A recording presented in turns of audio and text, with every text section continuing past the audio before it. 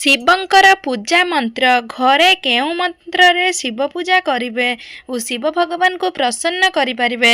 ଯେତେବେଳେ ଆପଣ ମହାଦେବଙ୍କର ପୂଜା ଅର୍ଚ୍ଚନା କରୁଛନ୍ତି, ଘରେ ହେଉ କିମ୍ବା ମନ୍ଦିରରେ ହେଉ, ଯେତେବେଳେ ବି ମହାଦେବଙ୍କର ପୂଜା କରୁଛନ୍ତି, କିଛିଟା ମନ୍ତ୍ର ଜାଣିବା ନିହାତି ଦରକାର।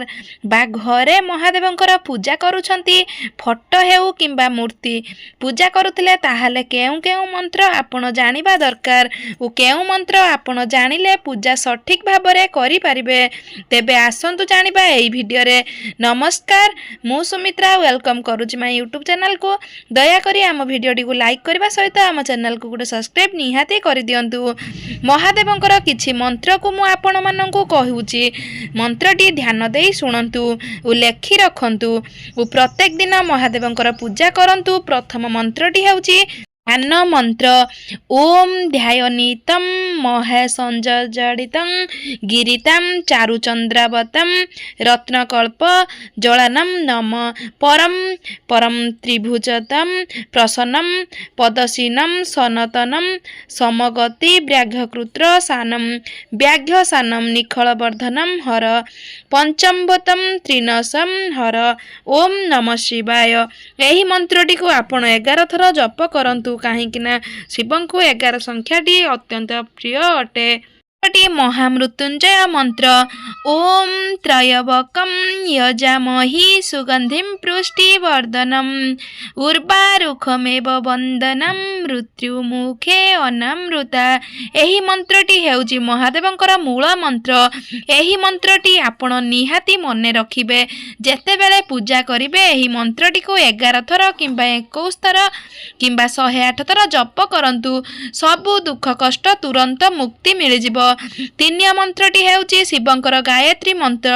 ମନ୍ତ୍ରଟି ହେଲା କର୍ପୂର ଗୌରମ୍ କରୁଣାବତାରମ୍ ସଂସାର ସାରମ୍ ଭୁଜଗେନ୍ଦ୍ରହାରମ୍ ସଦା ବସନ୍तं ହୃଦୟାରବିନ୍ଦಂ ଭବଂ ଭବାନୀ ସୈତ୍ରୁଂ ନମାମି ଭବଂ ଭବାନୀ ସୈତ୍ରୁଂ ନମାମି। ଏହି ମନ୍ତ୍ର ସବୁବେଳେ ଆଳତି ସମୟରେ ଜପ କରନ୍ତୁ। ଓ ଆଉ ଗୋଟେ ମନ୍ତ୍ର ହେଉଛି ଓମ୍ ସନ୍ତାକାରಂ ଗିରିଧର ଶୟନಂ ନୀଳକଣ୍ଠಂ ସୁରେଶಂ ବିଶ୍ୱଧାମ ସୁଟିକಂ ସୁଭାଗಂ ଗୌରୀଚ୍କାനം ତ୍ରିନୟନಂ ରୋଗୀ ବ୍ୟାଧିନାମ ବନ୍ଦେ ଶମ୍ଭୁ ଭଗବତେ ହର ସର୍ବଲୋକେ ସନାତନ। ଓମ୍ ନମ ଶିବାୟ। ଏହି ମନ୍ତ୍ରଟିକୁ ନିହାତି ଆପଣ 3 ଥର ହେଉ କିମ୍ବା 9 ଥର ନିହାତି ଜପ କରନ୍ତୁ।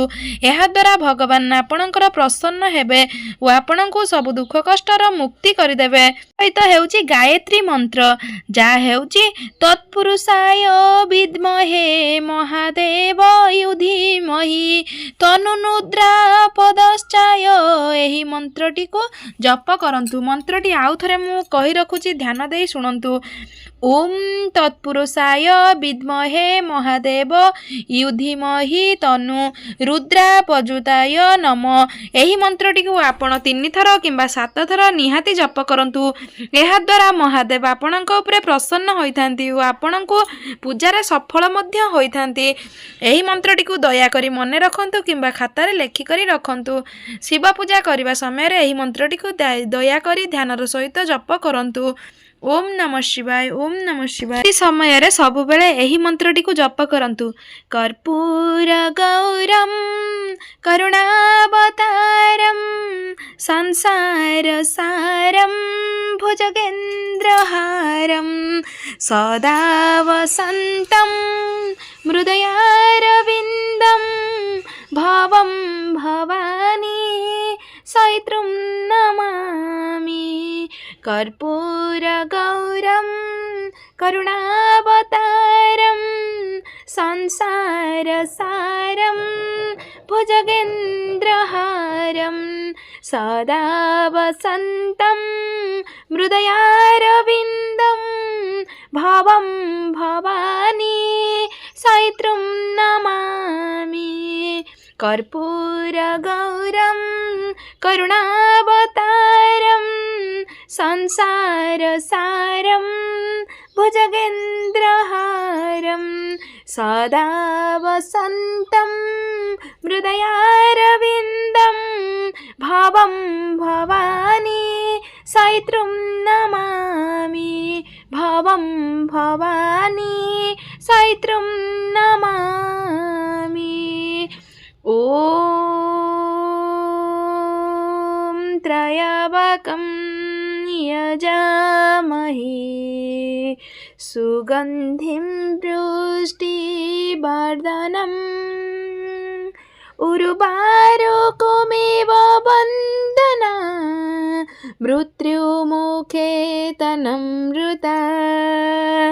ॐ त्र्यंबकं यजामहे सुगन्धिं पुष्टिवर्धनम् उर्वारुकमेव वन्दना मृत्युमुखे तनमृता। ए हेउची अत्यंत प्रिय मंत्र। आपण माने शिव पूजा करने समय सब बेले यही मंत्रटी को जप करंतु और शिव भगवान आशीर्वाद और कल्याण सब आपण मानक नहीं जातु। ओम नमः शिवाय। भलरे रुहंतु समस्ते। ओम नमः शिवाय।